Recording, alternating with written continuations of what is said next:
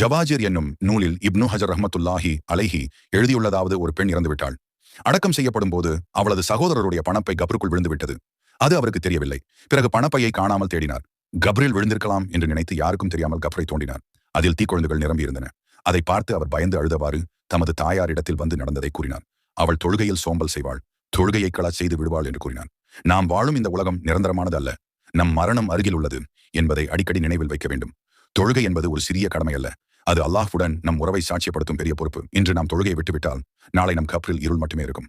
நபி முஹம்மது ஸல்லல்லாஹு அலைஹி வஸல்லம் கூறினார்கள், மனிதனுக்கும் குஃப்ருக்கும் இடையிலான எல்லை தொழுகையை விட்டு விடுதலையே. இதன் பொருள் தொழுகையை விட்டு விடுவது நம்பிக்கையையே இழக்கும் அளவிற்கு ஆபத்தானது. அல்லாஹ் நாளை உன்னிடம் கேட்பான், நான் உனக்கு உடல் கொடுத்தேன், நேரம் கொடுத்தேன், ஆனால் நீ எனக்கு ஒரு நாளும் தாழ்ந்து விடவில்லை. ஏன்? அந்த நாளில் எந்த காரணமும் நம்மை காப்பாற்றாது. இப்போது நாம் சிரித்துக் கொண்டிருக்கலாம், ஆனால் ஒரு நாள் அந்த நகைச்சுவை நிற்கும். கண்கள் மூடப்படும், உயிர் வெளியேறும். அப்போதே உண்மை தெளிவாக தெரியும், ஆனால் திரும்பி வர முடியாது. இதுதான் உண்மை.